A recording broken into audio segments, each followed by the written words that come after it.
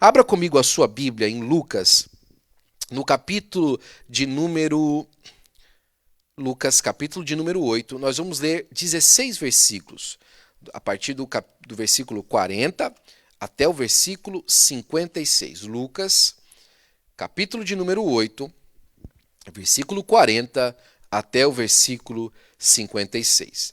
Diz assim a minha Bíblia e a sua Bíblia, para a glória do nome de Jesus. E aconteceu que quando voltou Jesus, a multidão o recebeu, porque todos os estavam esperando. E eis que chegou um varão de nome Jairo, que era príncipe da sinagoga, e, prostrando-se aos pés de Jesus, rogava-lhe que entrasse em sua casa, porque tinha uma filha única, quase de 12 anos, que estava à morte. E indo ele, apertava a multidão. E uma mulher que tinha um fluxo de sangue havia 12 anos, e gastara com todos os seus médicos todos os seus haveres, e por nenhum pudera ser curada. E chegando de trás dele, tocou a orla das suas vestes, e logo estancou o fluxo do seu sangue. E disse Jesus: quem é que me tocou? E, negando todos, disse Pedro, e os que estavam com ele: Mestre, a multidão te aperta e te oprime. E dizes: quem é que me tocou? E disse Jesus: alguém me tocou, porque de mim saiu virtude. Então, vendo a mulher que não podia ocultar-se, aproximando-se tremendo e, prostrando-se ante a ele, declarou-lhe diante de todo o povo a causa e por que lhe havia tocado e como logo sarara. E ele lhe disse: tem bom ânimo, filha, a tua fé te salvou, vai em paz. Estando ele ainda falando, chegou um da casa do príncipe da sinagoga, dizendo: a tua filha já está morta, não incomodes o mestre. Jesus, porém, ouvindo, respondeu-lhe, dizendo: não temas, crê somente e serás salva. E entrando em casa, ninguém deixou entrar senão a Pedro e a Tiago e a João e ao pai e à mãe da menina. E logo choravam e pranteavam. E ele lhes disse: não choreis, não está morta, mas dorme. E riam-se dele, sabendo que estavam morta. Mas ele, pegando-lhe na mão, clamou, dizendo: levanta-te, menina. E o espírito voltou, e ela logo levantou-se. E Jesus mandou que lhe dessem de comer. E seus pais ficaram maravilhados. E ele lhes mandou que a ninguém dissesse o que havia sucedido. Amém. Glória a Deus. Como é bom, irmãos, saber que o Senhor Jesus Cristo, ele conhece o nosso coração, de tal forma que ele sabe exatamente o que se sucede na nossa vida e no nosso coração. Eu dou graças a Deus porque, e você que está aqui pode tomar o seu assento, eu dou graças a Deus porque a palavra de Deus nos deixa muito claro que não somente Jesus sabe o que acontece conosco, mas ele também se importa com o que acontece conosco. Sabe, se só a onisciência de Jesus já fosse uma maravilha para nós estaríamos muito felizes. Mas Jesus não só sabe tudo o que acontece conosco, mas, como nosso pastor costuma dizer, o Senhor Jesus Cristo se importa com você. O texto que a gente leu começa dizendo que Jesus chega na cidade onde ele estava morando, provavelmente a sede do seu ministério, porque outros evangelistas concordam com essa passagem. Ele chega a Cafarnaum e a Bíblia fala que ele foi muito bem recebido quando ele chega na cidade. Né? Ele descendo do barco, a multidão já o cercou, Jesus havia voltado. Jesus acaba de voltar da região ali de Decápolis, onde ele expulsou os demônios daquele homem, o gadareno, ali de Gadara. E naquele momento, Jesus vivia no seu ministério um tempo muito maravilhoso. Né? As pessoas estavam maravilhadas com o que Jesus estava fazendo. E quando Jesus chega a Cafarnaum dessa vez, a multidão rodeou de tal forma que era difícil para ele andar, como a gente percebe um pouquinho mais para frente. Mas o próximo versículo, depois desse enredo, conta que Jairo, que era o principal da sinagoga da cidade de Cafarnaum, chega até o Senhor Jesus Cristo e pede para que ele vá na sua casa, porque a sua filha havia morrido, ou estava para morrer. Alguns evangelistas dizem que Jesus chegou para ele e falou assim: minha filha morreu, mas o Senhor pode ressuscitar. E outro evangelista diz que ele fala assim: Senhor, a minha filha está para morrer. O fato é que essa diferença de contagem de uma maneira como foi não atrapalha aquilo que estava acontecendo no enredo, que era Jairo estava desesperado porque a sua única filha estava à morte. Eu não sei se você conhece quem foi Jairo. E se você sabe disso, por exemplo, existem mais ou menos nos evangelhos 9 casas diferentes que o Senhor Jesus Cristo visitou. Jesus visitou a casa de Lázaro, visitou a casa de Zaqueu, visitou a casa daquele Simão, e também visitou a casa daquele fariseu, e outras casas que o Senhor Jesus Cristo esteve presente. E nessas 9 casas onde o Senhor Jesus Cristo participou de alguma coisa, em algumas delas ele foi muito bem recebido, em outras nem tanto. Em outras ele foi confrontado, como por exemplo quando ele chega na casa de Marta e Maria, e Marta o confronta, fala assim: olha, Maria não está fazendo nada, e o Senhor precisa de mandar vir ela me ajudar a fazer alguma coisa. Mas na casa de Jairo, Jairo foi até o lado de fora para convidar Jesus para vir à sua casa. Agora, o que é interessante sobre esse convite que Jairo faz era quem Jairo era. Jairo não era uma pessoa comum. Jairo não era alguém normal no enredo. Jairo não era alguém que estava vivendo a vida um dia após o outro. Jairo era alguém de prestígio na cidade. Jairo era o principal da sinagoga. O principal da sinagoga era uma pessoa mais ou menos como nós temos hoje de um dirigente de congregação. Ele era o responsável pelo andamento do serviço na sinagoga quando não havia presente, por exemplo, como um sacerdote. Era ele que organizava a leitura da Bíblia, era ele que a leitura da lei, era ele que organizava, por exemplo, as festas que acontecia. Ele era uma espécie de administrador do templo aonde o povo se reunia, a sinagoga onde o povo se reunia. Então, Jairo era muito bem conectado com o povo da grande religião da época. Ele era alguém importante dentro do judaísmo, ele era alguém de prestígio. Só que Jairo, no momento da dificuldade, e aqui que eu quero parar a primeira parte para você, é que no momento da dificuldade, quando a multidão recebia Jesus, porque a multidão sempre gostou de novidade, a multidão sempre gosta de novidade, mas Jairo, como a Bíblia apresenta sendo o principal da sinagoga, era alguém esclarecido sobre a sua posição. Mas no momento da dificuldade, do desespero, Jairo não titubeou. Ele não teve outra reação. Sabe por quê? Porque quando a crise bate em casa, quando o problema se levanta dentro de casa, quando o problema aparece com as garras de fora, quando o diabo vem com a cara vermelha cheia de raiva, nós sabemos que não há outro lugar a não ser buscar os pés de Jesus e pedir que ele entre na nossa casa de maneira urgente. Agora, Jairo, quando busca a Jesus, ele era tão consciente da sua necessidade que ele não chega como um aristocrata falando: olha, Jesus, veja bem, o Senhor está aqui na minha cidade e se o Senhor quiser ser benquisto por essa multidão ou continuar a ser benquisto dessa multidão, é melhor que o Senhor dê uma passada lá em casa. Há muita gente que quando pede para Jesus uma bênção, ele fala assim: Senhor, se o Senhor fizer uma bênção para mim, ou se o Senhor propiciar que isso aconteça na minha casa, olha, eu vou dar testemunho para o Senhor diante das pessoas. Olha, eu vou fazer uma propagação do seu nome, Senhor. Se o Senhor quiser a minha pessoa como garanto propaganda das tuas bênçãos, se o Senhor quiser que eu seja uma cara aí, a face nova da sua campanha de marketing, olha, eu tenho uma proposta boa para o Senhor. Se o Senhor passar lá em casa e curar a minha filha, quem sabe então nós podemos aí entrar no negócio e eu ser aí o garoto propaganda pelos próximos meses do que o Senhor faz. Jairo não faz assim. Jairo, quando chega diante do Senhor, ele se prostra diante do Senhor. Ele se prostra diante de Jesus. O primeiro statement, a primeira frase que Jairo fala quando ele chega diante de Jesus, olha, Senhor, eu reconheço quem o Senhor é. Eu reconheço a sua capacidade, a sua pessoa.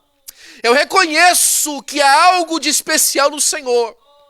Observando agora como Lucas escreve a palavra que ele usa, proskreneos, ele fala assim, ele se prostrou, é a mesma palavra que se usa todas as vezes que há adoração na palavra.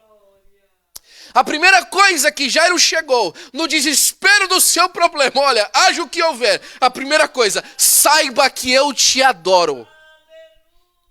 Saiba que eu te adoro, Senhor. Saiba que aqui há um adorador. Eu sou alguém na sinagoga, mas diante do problema, diante da circunstância, não sobra mais nada, Senhor. Sobra que eu volto à essência de quem eu sou, um adorador. Agora, Senhor, te adorando, minha filha está em casa, morta, ou à beira da morte, e ela precisa que o Senhor, que só o Senhor merece adoração, passe por lá. Sabe o que acontece, irmãos? Eu ouvi alguém dizer hoje, no dia de hoje, que se prostrar, estar prostrado, é alguém que paga adiantado. Eu gostei tanto disso. E quando Jairo se prostra diante do Senhor, Jesus fala assim, eu vou com você. Eu vou lá com você. Só que aí ele começa a andar, e a Bíblia fala muito claro que Lucas faz esse trocadilho, e eu acho que isso é proposital pelo Espírito de Deus que ele faz. Ele fala assim, ele tinha uma filha de quase 12 anos de idade que estava à beira da morte. E indo ele apertava a multidão. E uma mulher que tinha um fluxo de sangue havia 12 anos. Desde os tempos que a menina de Jairo nasceu, essa mulher sofria um problema. No tempo que Deus visitou a casa de Jairo com alegria, essa mulher levava na sua casa uma chaga de morte. Às vezes ficamos por tanto tempo sem oferecer a Deus uma adoração, enquanto há pessoas que por tantos anos procuram uma cura por causa do motivo daquele que devemos adorar. E quando a mulher do fluxo de sangue, ela tinha bem claro na sua mente que se ela apenas tocasse a orla do vestido de Jesus, ela podia ser curada. Agora, o evangelista Lucas, ele é tão perspicaz porque ele fala tudo o que estava acontecendo com aquela mulher há 12 anos. E sabe o que eu acho interessante? É que antes mesmo de Lucas dizer que ela recebeu a cura, ele fala o que se passava com ela. Porque quando nós conhecemos o enredo da mulher, do fluxo de sangue, nós achamos que a história veio à tona antes de ela tocar. Mas aquilo era uma doença que ela carregava secretamente, sabe por quê? Porque se fosse uma doença que ela carregasse publicamente, ela não poderia estar no meio da multidão. Ela não poderia estar andando no meio da multidão se fosse algo que ela carregava publicamente. Então era algo que ela carregava secretamente. E aí ela toca a orla do vestido de Jesus. E ao mesmo tempo ela sente no seu corpo. Marcos diz que ela entende que ela foi curada. Mas Lucas fala que simplesmente o fluxo estancou no momento que ela toca Jesus. E Jesus, naquele momento, quando ela estancou e ele sente que alguma coisa aconteceu, ele fala assim, quem me tocou? E Pedro é rápido em responder Jesus. Eles estão a caminho de uma casa importante, eles estão indo a algum lugar onde Jesus foi requisitado. É importante essa visita de Jesus na casa de Jairo. Jairo é alguém importante na sinagoga. Ele fala assim, Jesus, deixa disso, a multidão está te oprimindo. O Senhor tem alguma coisa, é como se alguém disse, Senhor, o Senhor não pode ficar se importando com isso agora. O Senhor não pode ficar atento com essa pequenez agora. O Senhor tem alguma coisa para fazer. O Senhor está a caminho de algo importante. Senhor, parece que o Senhor se importa com o quê? De vez em quando o Senhor fica parado sem fazer alguma coisa, enquanto aquele que chamou o Senhor é importante. Já pensou o testemunho na cidade? Quando a filha de Jairo for curada, vai logo lá, Jesus. Mas sabe de uma coisa, irmãos? É que Jesus não aceita glória escondida. Falando a mulher, aquela mulher Ciro-fenícia, ele fala assim, olha, quando você chega numa casa, você não coloca o velador debaixo da mesa. Você coloca ela no lugar onde está exposto para ela aparecer. Você não pode colocar o luminar da casa num lugar escondido. Você tem que colocar no lugar onde ele aparece. Deus não aceita a glória escondida. Outra, ele falando também no Sermão do Monte, falou assim, olha, não se esconde uma cidade edificada sobre os montes. Então, se alguém recebeu alguma coisa, quem foi que me tocou? Você não pode receber uma bênção e ter um testemunho privado. Você não pode receber alguma coisa de Deus e não mostrar publicamente que você o adora. Tem muita gente assim, que quando acontece o apelo aqui na igreja, ela vem à frente tocar a orla de Jesus. Mas ela não fala qual que é a questão. Ela não diz publicamente como é que Jesus a tocou. Sabe o que acontece? O problema só estanca, mas depois volta. Para aquela mulher ser completamente curada, ela precisava mostrar o seu rosto. Ela tinha o problema estancado, mas ela ainda não tinha recebido a bênção completa. Onde é que está isso? Está na Bíblia. Olha o que acontece depois. Jesus insiste. Quem me tocou, porque de mim saiu virtude. E a mulher não podendo mais se esconder. Sabe por quê, irmãos? É porque quem recebeu de Deus não consegue se esconder. Quem recebeu a bênção do Senhor, quem foi tocado por Jesus, quem foi transformado por Jesus lá dentro, não se esconde. Ele sabe que foi com ele. Quando Jesus fala no meio da congregação e fala assim, se levanta você que foi transformado pelo Senhor para fazer a obra, o Espírito de Deus come a pessoa por dentro, até que ela abra a boca e fala, fui eu, Senhor. Aí a Bíblia diz, continua falando, que enquanto Jairo está naquela aflição, a mulher chega diante de Jesus e fala assim, tremendo e temendo. Sabe por que ela tremia e temia? Ela falava assim, agora vão descobrir que por tantos anos eu escondi essa doença. Agora vão descobrir porque por tanto tempo eu sofri com isso. E aí o que ela faz? Sabe o que ela faz quando ela chega diante de Jesus? Ela se prostra. Ela adora, ela chega diante de Jesus e ela adora. Ela não tinha feito isso antes, mas tem que adorar em público, irmão. Não adianta eu receber a bênção e ficar escondido, tem que adorar. Tem que adorar. Ela precisava adorar para receber a bênção completa. Ela precisava adorar. Quem não adora não recebe milagre. Quem não adora não recebe milagre. E quando ela se prostra diante de Jesus e ela o adora, ela fala assim, ó minha filha, agora é o seguinte, não tema, vá em paz, a tua fé te salvou. Ela estava feliz em ir embora porque tinha estancado o fluxo, mas ela agora recebe muito além do fluxo, a salvação. Ela estava feliz porque ela tinha se sentido curada, mas agora ela não recebe só a cura do corpo, agora ela recebe o nome escrito no livro da vida. A adoração é o testemunho público de quem crê. A adoração é o testemunho para todo mundo ver de quem crê. É como quem se batiza, por isso que o batismo é tão necessário. O testemunho público de que você creu no Senhor Jesus Cristo. É o testemunho público de que ele tem poder. É por isso que, o pastor falava aqui no sábado, é por isso que o batismo do ladrão da cruz foi mais especial. Senhor, olha a adoração, Senhor. Quando o Senhor entrar no teu reino, o Senhor é Senhor e Rei. Lembra-te de mim. A adoração, irmãos, é o testemunho público de quem crê. Aí chega aqui, enquanto Jesus está falando com a mulher, alguém vai falar para Jairo, Jairo, esquece, acabou, viu, Jairo? Esqueça, não tem jeito, acabou, não funciona mais. Sabe quando você está conversando com alguém e você ouve outra pessoa falando? Porque a Bíblia fala assim, enquanto Jesus conversava com a mulher, uma pessoa chegou para Jairo, outro principal da sinagoga. Jesus ouvindo isso, falou assim, Jairo, pode parar. Não se atreva a parar de crer, Jairo.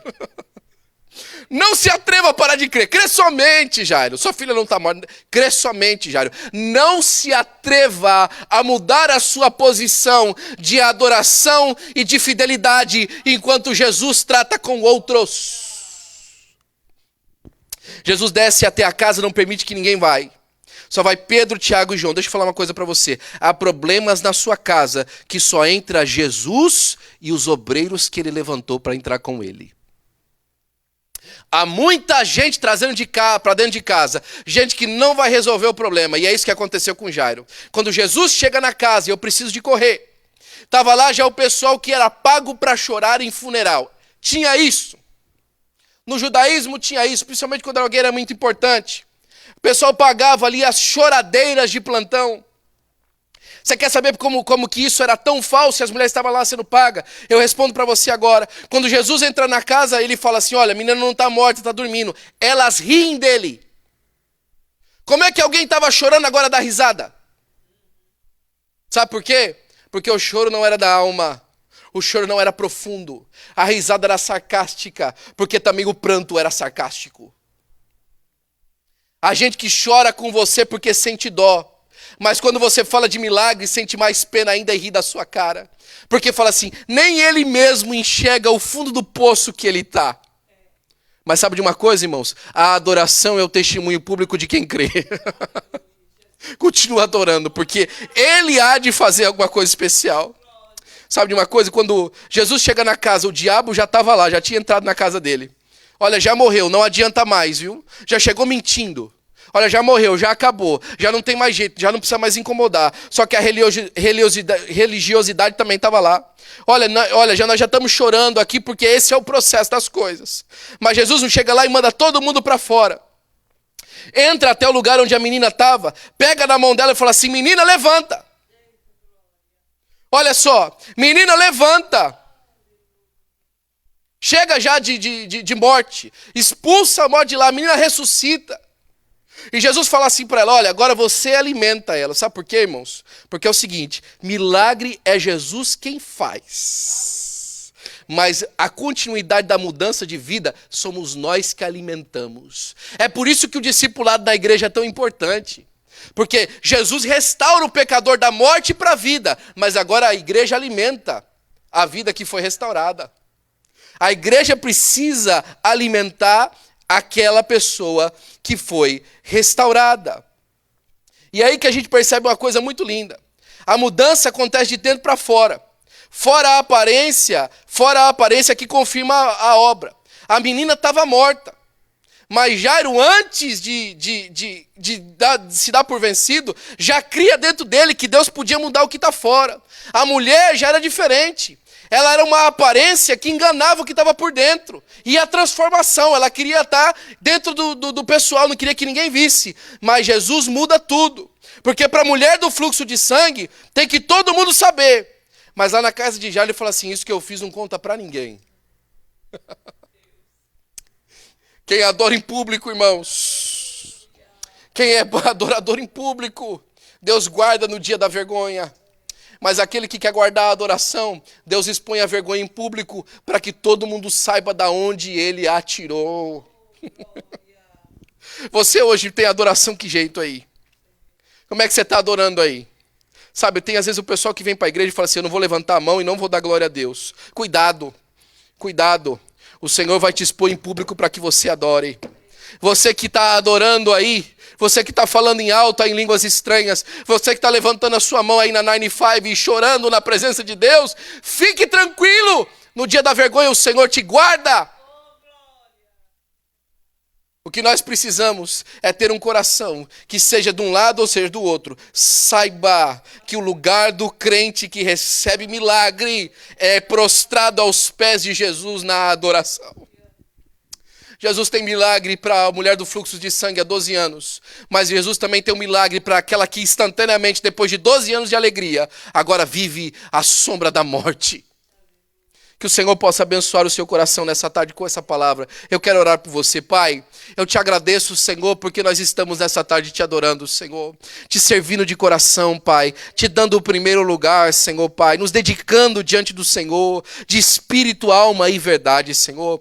Continua fazendo a tua obra, Senhor, aqui, ali e além. Continua, Senhor, Pai, recebendo a adoração dos teus filhos, se prostrando na tua presença. Continua batizando os crentes com o teu Espírito Santo para que eles tenham discernimento, Senhor, daquilo que o Senhor faz. E não só hoje, mas para sempre, Senhor. Não só hoje, mas para sempre. Nós te daremos a honra, a glória e o louvor, Senhor. Guarda os teus filhos, ó Pai, onde quer que eles estejam. Guarda o caminho deles até em casa, Senhor. Porque eu sei, Senhor, Pai, que o Senhor é aquele que vive e que por fim se levanta para a glória do nome de Jesus, Senhor. Fica conosco, Pai, nós te daremos a honra, a glória e o louvor em nome do Senhor Jesus Cristo.